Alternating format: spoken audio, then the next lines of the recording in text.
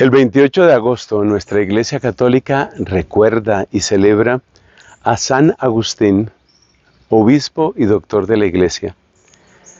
Un hombre que, gracias a la obra del amor de Dios, tuvo una conversión impresionante.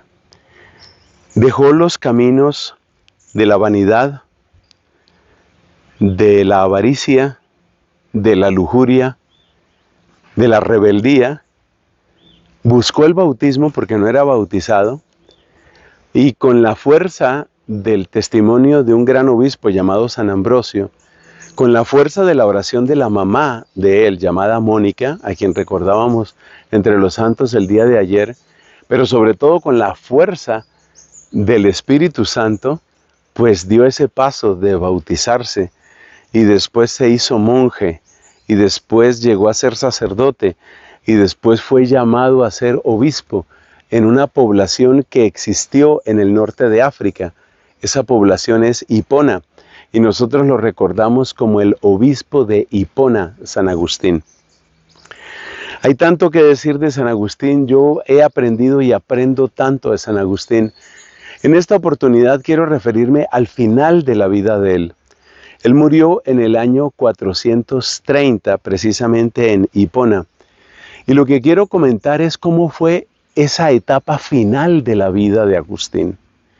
Esa etapa final. Porque a medida que él iba llegando al final de su vida, también estaba sucediendo algo muy grave en el mundo que él había conocido. Efectivamente, la ciudad de Roma, que era el corazón del mundo civilizado. La ciudad de Roma, el centro de ese imperio que precisamente lo conocemos como el Imperio Romano. La ciudad de Roma cae. Lo que era impensable en siglos anteriores. La misma Roma que había avanzado, que había tenido tantas victorias, que había invadido tantos territorios, que se había extendido por toda la cuenca del Mediterráneo, hasta el punto de que los romanos llamaban a ese mar Mediterráneo, lo llamaban el mar nuestro, Mare Nostrum. Esa Roma que había logrado todo eso, en el año 410, fue invadida por tribus bárbaras y fue saqueada y fue incendiada. Acabo de decirles que Agustín murió en el año 430. O sea que Agustín vivió todo este drama. Él no estaba en Roma, pero él pertenecía al Imperio Romano.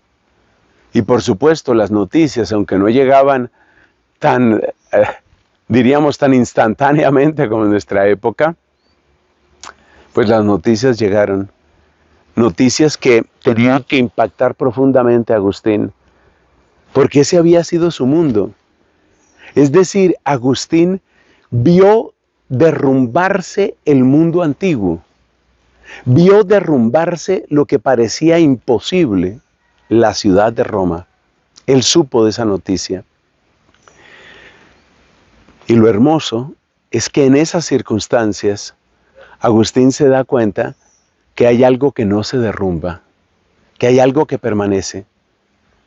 Y escribe una de sus obras más conocidas, no tanto como las Confesiones, pero bastante conocida, una obra que se llama La ciudad de Dios.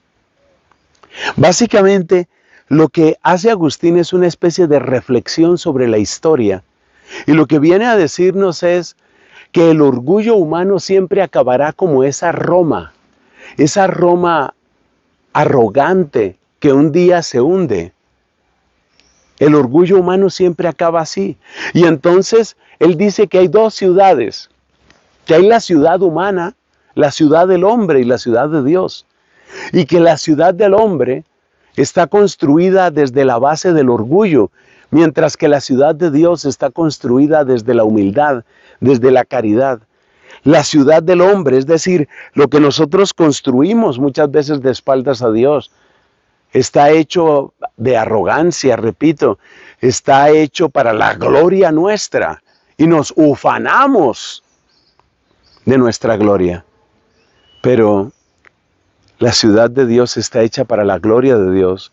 Y mientras que la gloria humana finalmente nos divide, porque lo que a ti te da gloria seguramente no es lo que a mí me interesa, y lo que a mí me enaltece seguramente no es lo que a ti te gusta.